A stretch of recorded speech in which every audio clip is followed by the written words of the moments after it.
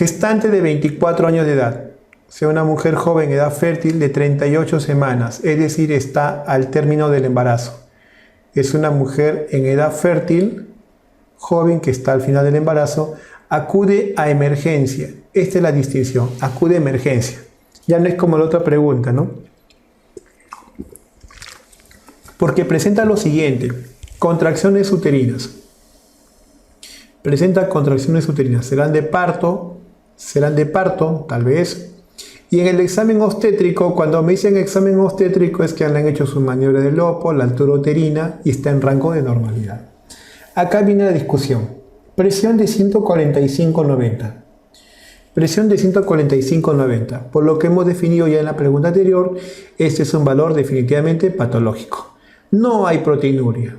No hay proteinuria. No hay proteinuria. La lactato deshidrogenasa está en 376.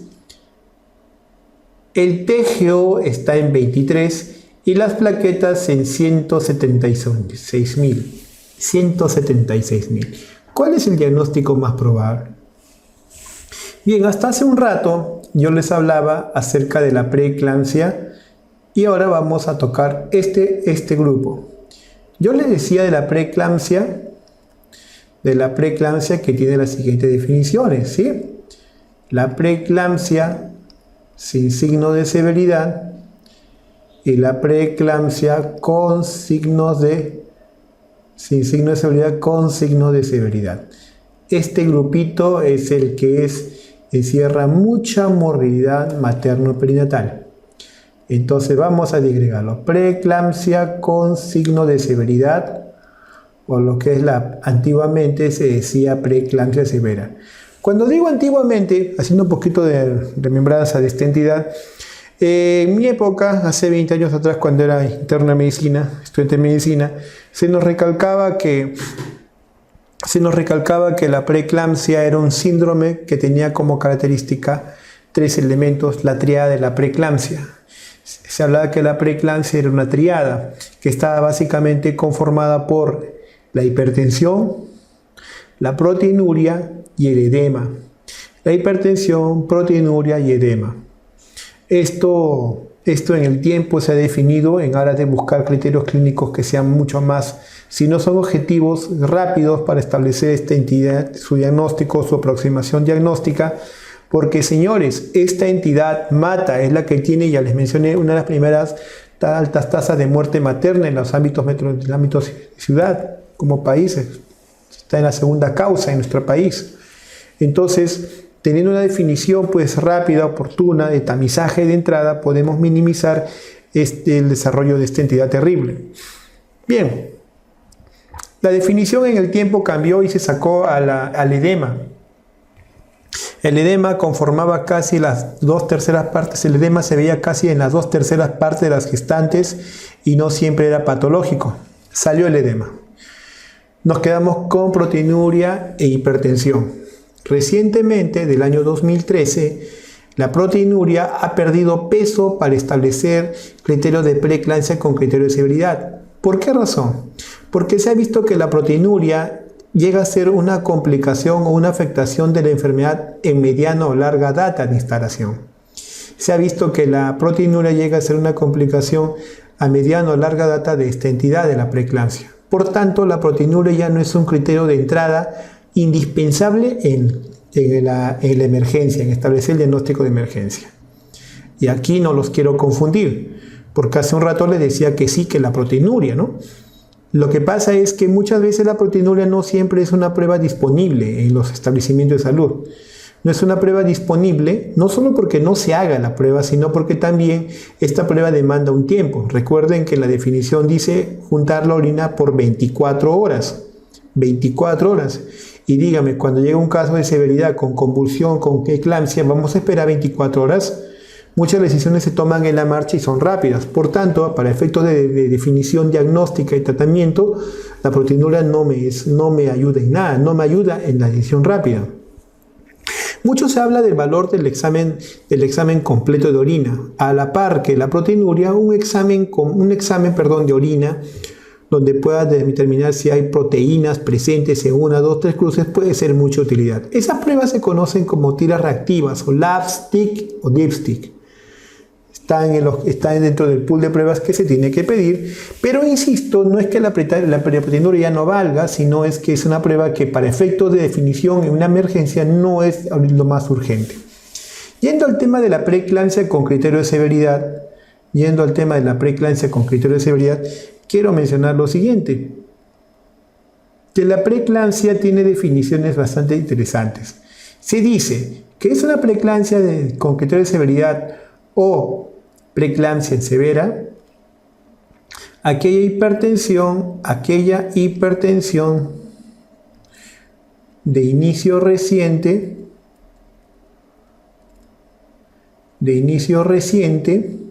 ¿sí?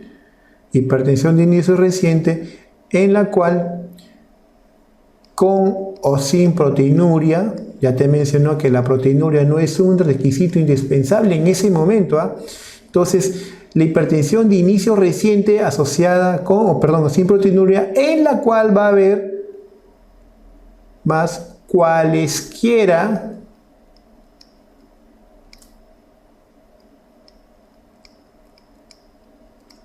de los siguientes criterios. Cualesquiera de los siguientes criterios. 1. Trombocitopenia o plaquetopenias menor a 100.000. Una de las primeras condiciones que además de la hipertensión de inicio reciente encontremos trombocitopenia menor a 100.000 plaquetas por mililitro. La otra condición, edema agudo de pulmón como complicación per se de la preeclampsia o iatrogénica por el manejo de los volúmenes. En la fisiopatología de la preeclampsia se ha visto que hay un secuestro hídrico importantísimo en el tercer espacio. Así las pacientes se edematizan, hacen el edema explicado por esta congestión, y este edema puede ser tan severo que no solo afecta a los miembros inferiores al cuerpo y llega a la nasarca, sino que también produce edema cerebral y congestiona los pulmones y se da el estado de edema agudo de pulmón. Entonces, el edema agudo de pulmón es una de ellas. La tercera viene a ser trastornos renales, y en los trastornos renales llama la atención lo siguiente: la creatinina con valores mayores a 1.2 o 1.3 según la literatura, y discusión bastante. Los americanos nos ponen un techo de repente un poco alto. La literatura latinoamericana dice debería ser con valores más bajos. Creatinemia, como quiera que sea. Creatinemia, ¿sí? El otro es disfunción hepática. Y la disfunción hepática tiene dos componentes clínicos.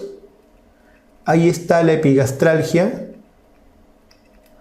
o dolor en hipocondrio derecho.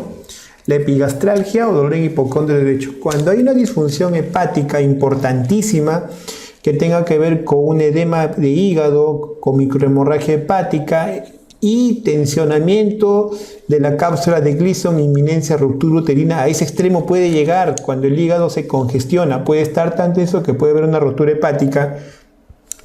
La epigastralgia reflejaría eso, o un dolor intenso en hipocondrio derecho, donde nosotros hemos descartado que no sea una gastritis, que no sea una colecistitis, criterios clínicos, o criterios laboratoriales donde básicamente encontremos una lactato deshidrogenasa por encima de 600 unidades, un TGO o TGP de más de 70 unidades, ¿sí? En trastornos hepáticos, vamos a ponerlo esto más bonito. Un TGO, TGP más de 70, unas bilirrubinas totales en más de 1.2 se dice inclusive. Entonces, cuando uno ve estos valores trastocados o alterados, entonces fácilmente que estamos ante una posible preeclampsia. Ah, me olvidaba, importantísimo, a nivel del sistema nervioso central, que encontremos los signos clínicos de irritación cortical, la cefalea, los escotomas, los tinnitus y los reflejos osteotendinosos incrementados. Entonces, ¿qué me dice para hablar de preeclampsias con criterio de severidad? Me dice básicamente que es aquella hipertensión. Me lo hace más fácil. No tiene que ser necesariamente 140-90, 160-110. Puede ser con cualquier hipertensión de inicio reciente y súbito, independiente del valor 145, 150, en la cual básicamente vamos a ver cualquiera. Basta con que tenga cualquiera de las 5 características que les he mencionado.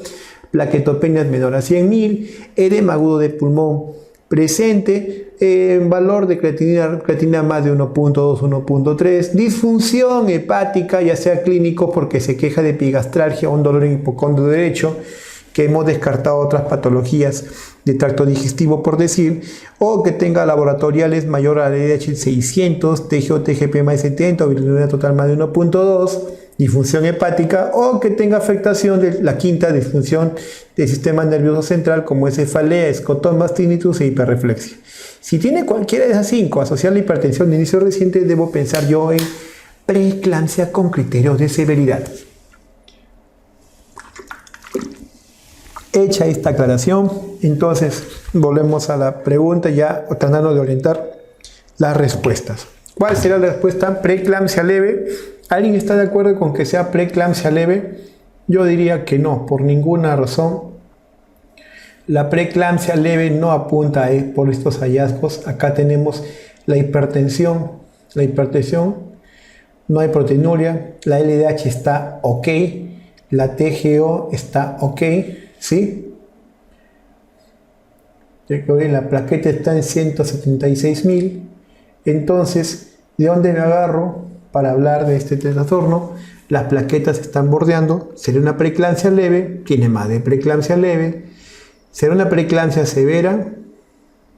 ¿Será una hipertensión gestacional? ¿O será una eclampsia? Entonces, no me dan los datos de la convulsión, se descarta esta respuesta. La eclampsia no puede ser eclampsia, se descarta, se anula. La hipertensión gestacional, ella tiene contracción uterina, la emergencia. ¿Alguna de estas condiciones define lo que es hipertensión, en contracción uterina define para preeclampsia, para hipertensión gestacional?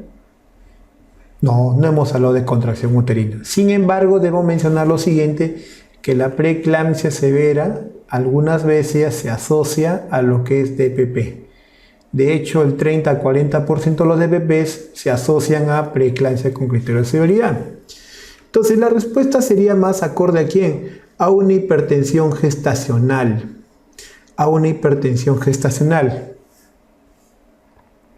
Quería enfatizar mucho lo que es preeclampsia con criterio de severidad porque es importante tenerlo en cuenta para diferenciarlo de los siguientes. De este tema han hecho muchas preguntas. La hipertensión gestacional es aquella hipertensión que inicia, vamos a ponerlo con otro color. La hipertensión gestacional es aquella hipertensión que inicia generalmente a partir de las 22 semanas en adelante, más mejor cerca al parto. No hay proteinuria y no hay disfunción en órganos blancos. No hay disfunción en órganos blancos. Entonces, la presión está elevada, es cierto. Está elevada la hipertensión. No hay proteinuria. Este dato es trascendental para contestar esta pregunta, no hay proteinuria. Sin embargo, le hemos mencionado que la proteinuria puede estar o no presente. La lactato desidrogenasa está por debajo de 600, TGO está por debajo de 70, las plaquetas están por encima de 100.000. ¿Alguien me puede decir cuál es el valor normal de las plaquetas en el embarazo? Valor normal de las plaquetas. Generalmente los valores de la plaqueta en la gestación es de 150.000 a 450.000 unidades de plaquetas. Entonces, no es preeclampsia con severidad, se anula esta respuesta y no quedamos con hipertensión gestacional. Este es para puntualizar el aspecto de la preeclampsia severa y cómo nos hemos encontrado con la hipertensión gestacional.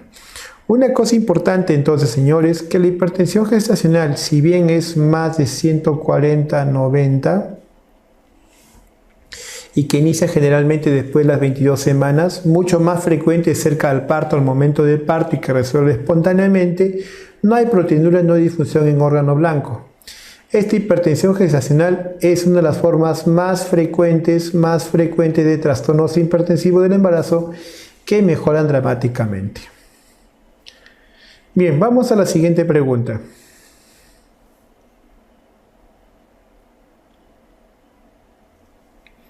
Gestante de 35 semanas, es decir, todavía es pretérmino, está cerca a ser término por 2 semanas, asintomática,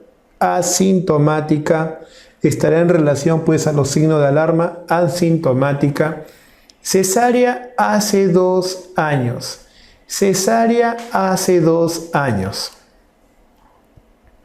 En emergencia la presión arterial está en 150/98, rango de hipertensión. Laboratorio, proteinuria negativa. Plaquetas en 140.000. Vamos viendo, proteinuria negativa, es decir, no hay disfunción a nivel urinario, renal. Presión sí está definitivamente elevado. Plaquetas todavía no está en rango, está en rango de plaquetopenia leve. Acuérdate que el valor de plaqueta es de 150.000 hasta 450.000. Hay una plaquetopenia leve, pero no define el rango de severidad de una plaquetopenia por debajo de 100.000 en preeclampsia con criterio de severidad. TGO-EMA de 60, está arañando en el valor de 70, pero miren la L de lactato desidrogenasa, 600. La lactato desidrogenasa, además de verme la función hepática, es un marcador de anemia microangiopática.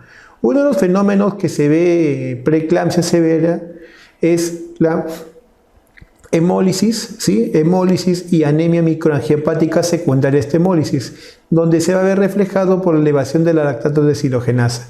Miren el rango de creatinina, 1.3. Entonces, si yo acá me valgo de estos dos criterios, miren, lactato desidrogenasa y creatinina, ya cae en el rubro de esta definición. ¿Sí? Entonces es una hipertensión de inicio reciente, donde la proteinuria puede estar necesariamente, puede estar o no presente, puede estar o no estarlo, más cualquiera de los siguientes que hemos mencionado: plaquetopenia por debajo de 100.000, edema agudo de pulmón, hay valores de creatinina por encima de 1.2, 1.3, disfunción hepática, que ya lo tiene, y trastornos neurológicos como la cefalea, escotomas, tinnitus o la hiperreflexia. Entonces, en esta pregunta, claramente, la respuesta está pues en una preeclampsia con criterio de severidad. Hipertensión esencial es lo que llamamos la hipertensión arterial crónica primaria. La preeclampsia sin severidad se anula porque ya en la pregunta por conceptos te están dando los criterios de severidad. Hipertensión gestacional podría ser una respuesta, pero al ponerme los signos de alarma me cambió la forma de plantearlo. Entonces la respuesta está en una preeclampsia con criterios de severidad. Preeclampsia con criterios de severidad. He seleccionado estas preguntas de hipertensión de preeclampsia, uno, porque ya claramente el consejo que elabora estas preguntas se está tomando en cuenta los últimos sistemas de clasificación de la hipertensión. Entonces hay que adecuarnos a eso. El otro es, los bancos de hace 5, 6, 8 años atrás aún toman valores referenciales, pues, ¿no?, de los criterios anteriores de preeclampsia, donde era bien ortodoxo, proteinúrica de 5 gramos, proteinúrica de 2 gramos, tal valor agregado. Entonces ya no lo vamos a tocar en adelante, porque claramente la intención del comité evaluador es en función a los criterios más actuales de esta entidad. Bien, siguiente pregunta. Esta pregunta lo que mide es tu criterio de valoración. Criterio de valoración, digamos, con carácter de salud pública, ¿no? Vamos a ver, ¿por qué? Dice, una primigesta de 25 semanas en su control en el centro de salud I3, es un centro de salud básico, un FOB básico, manifiesta cefalea y la medida de la presión arterial en 2 oportunidades más de 160 a 110. ¿Qué decisión tomaría en este caso? ¿Qué decisión tendríamos en este caso? Una cosa es la experiencia que uno vive en el internado, en el hospital o de residente, donde uno va a enfrentar estas patologías. La patología la va a enfrentar, bueno, en sus máximas expresiones, según el nivel del hospital. Los hospitales están por encima de los 2, 2, 2, 3 y 1, 3 y 3, 1. Este es un centro básico. ¿Y por qué les menciono eso? Porque en nuestro país los establecimientos de salud, vamos a ponerlo acá, los establecimientos de salud están agrupados por su capacidad de respuesta. Capacidad de respuesta o capacidad resolutiva. Así tenemos los de nivel 1, que son los primarios, nivel 1, los nivel 2, son primarios, ya con primarios más equipados con capacidad de atención a las especialidades generales, medicina interna, pediatría, cirugía, y los niveles 3, que son prácticamente ya los hospitales. Y acá tenemos el 3.1 Hospital Nacional, el 3.2, que son los institutos, así están categorizados. Antes se hablaba de cuarto nivel instituto, no, en el nuevo sistema de clasificación del MINSA los institutos son el nivel 3.2. Bien, la pregunta es, y le decía el concepto, ¿no? Está un nivel básico y tienes a una paciente que en el control prenatal, ahí te dice, en el centro de salud, en el control prenatal ya viene con cefalea, viene con síntomas de irritación cortical y la presión está por encima de 160 a 110. Entonces, muchos me pueden decir, profesor, ahí claramente está haciendo alusión a un caso de preeclampsia con criterio de severidad. ¿Por qué razón? Porque está teniendo hipertensión, probable inicio de repente reciente, asociada ¿a qué? A cefalea. Hipertensión más cefalea. Ahí ya tiene ya dos criterios para hablar en quién. En preeclampsia con criterio de severidad, con signo de severidad, ¿sí? Pero acá quiero sacarle jugo a esta pregunta, quiero sacarle jugo antes de responder las preguntas que me están haciendo en el chat, ¿sí? Debo mencionar lo siguiente. Yo les hablaba que la presión, generalmente en la preeclampsia sin signo de severidad, la presión arterial normalmente oscilaba una presión arterial sistólica mayor a 140, vamos a escribirlo esto bonito, preeclampsia con signo de severidad,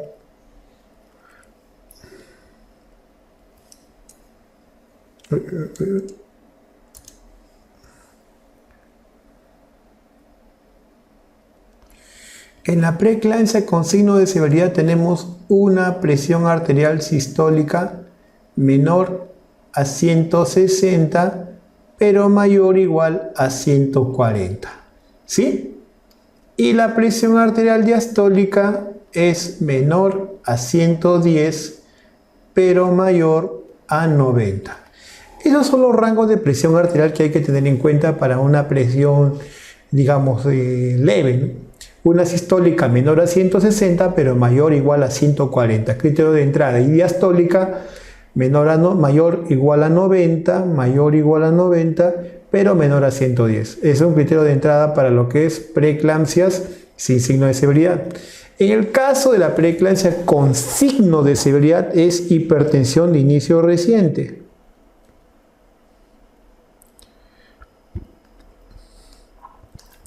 hipertensión de inicio reciente. Pero a esto quiero agregarle lo siguiente. Un concepto que es importantísimo saber. La crisis hipertensiva.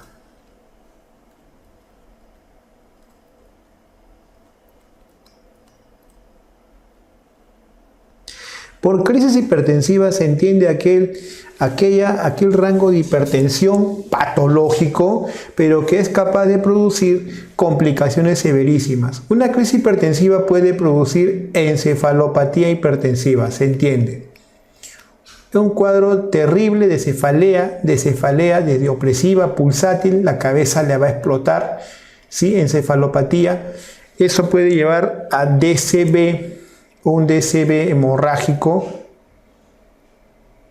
Y se ha visto que cuando hay un DCB hemorrágico se asocia a muerte materna en un gran porcentaje. Entonces, la crisis hipertensiva puede llevarme a una condición de encefalopatía hipertensiva. En el peor de los casos, un DCB hemorrágico, además de la disfunción en órgano a nivel cardiovascular. La crisis hipertensiva se reconoce por lo siguiente: por una presión arterial sistólica mayor o igual a 160 y una presión arterial diastólica mayor o igual a 110. Señores, si ustedes están frente a una paciente gestante que está haciendo valores por encima de mayor o igual a 160, 110 y o, tengo que ser acá claro, o uno o el otro, y o por encima de uno o el otro, con sistólica de más de 160 o diastólica más de 110, eso es una crisis hipertensiva, y una crisis hipertensiva definitivamente es una emergencia. Esto es una emergencia.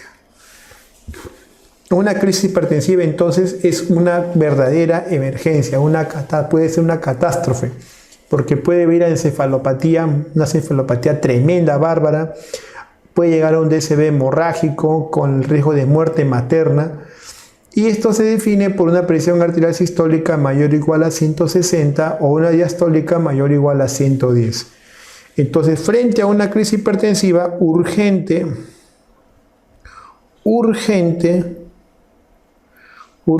hay que usar antihipertensivos de acción rápida. No solo que diga acción rápida, ¿no? Sino que sea de menor morbilidad. A la cabeza, los que están actualmente en uso, bien refrendado por medicina basada en evidencias, es un calcio antagonista bonito, barato. Bueno, bonito y barato, las 3B. Nifedipino, vía oral, nifedipino. El otro es un betabloqueador, labetalol. Y el tercero es un producto que no hay en nuestro medio.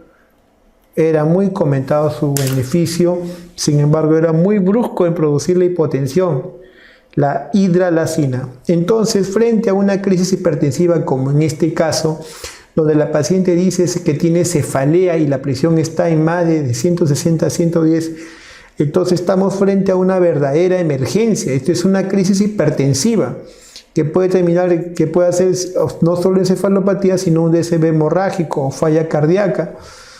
Hay que actuar rápida y urgentemente con antihipertensivos, y dentro del bloque tiene que hacerse el manejo según manejo de preferencia en un nivel de mayor capacidad resolutiva. Por tanto, en este tipo de condiciones, en este tipo de entidades, definitivamente el manejo allá del todo es a un establecimiento de mayor nivel. Es decir, hay que referir a la paciente. Además de referir, ¿no? Tengo que estar informando, coordinando el establecimiento de salud superior que va a llegar en estas condiciones una paciente. Nosotros no podemos quedarnos cruzados de brazos, tenemos que tomar acción con antihipertensivos, tenemos que tomar acción con, acá viene la otra connotación, el manejo, el uso de sulfato de magnesio. Intencionadamente no lo he mencionado hasta este punto porque no quería dejar de darle importancia, de del manejo de la crisis hipertensiva. Entonces, definitivamente esta paciente tiene que ser manejada de manera rápida, urgente, pero también viendo nuestra limitación. Entonces, en esta paciente, 25 semanas, podemos pensar en interrumpir la gestación, podemos pensar en tratar a esa paciente en esas condiciones en nuestro establecimiento de salud, pues definitivamente no. Definitivamente no. 25 semanas. Esta paciente tiene que ser referida a un establecimiento de mayor capacidad resolutiva porque el riesgo de complicaciones son fuertes. Y ahí tenemos entre las claves, ¿se tendrá que coordinar con un establecimiento de nivel intermedio? No, va a tener que ser referida inmediatamente a un establecimiento de mayor capacidad. La clave es la que está mejor parada de respuestas. Derivar a casa de espera cercana para que la paciente haga encefalopatía o DCB, se anule esa clave. Interconsulta al ginecólogo. Claro, puede hacer interconsulta porque tienes dudas en el manejo, pero no debería ser así, porque esta entidad es de conocimiento obligado para todos los médicos.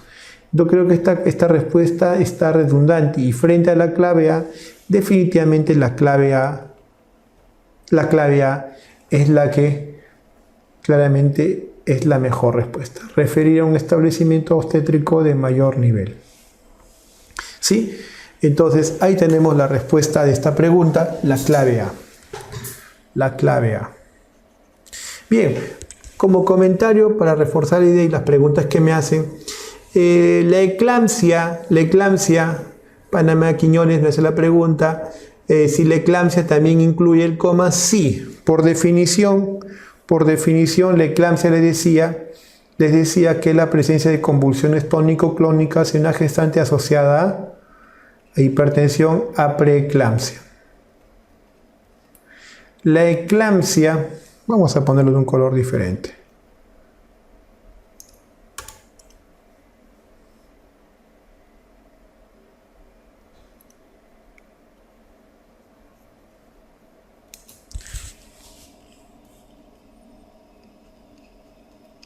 La eclampsia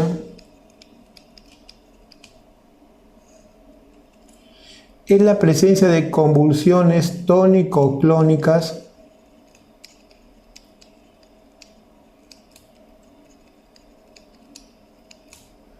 generalizadas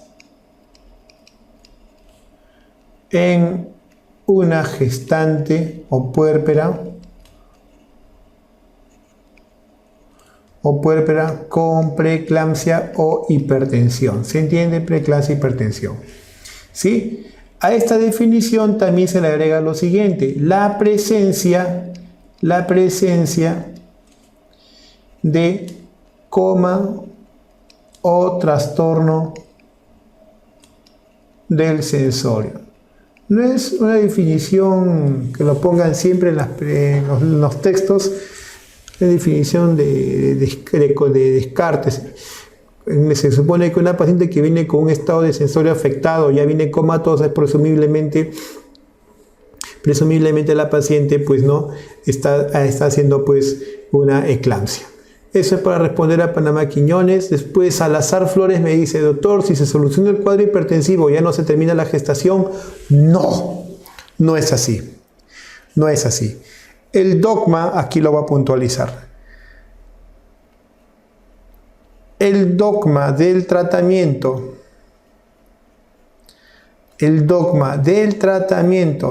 de la preeclampsia, eclampsia, es finalizar la gestación.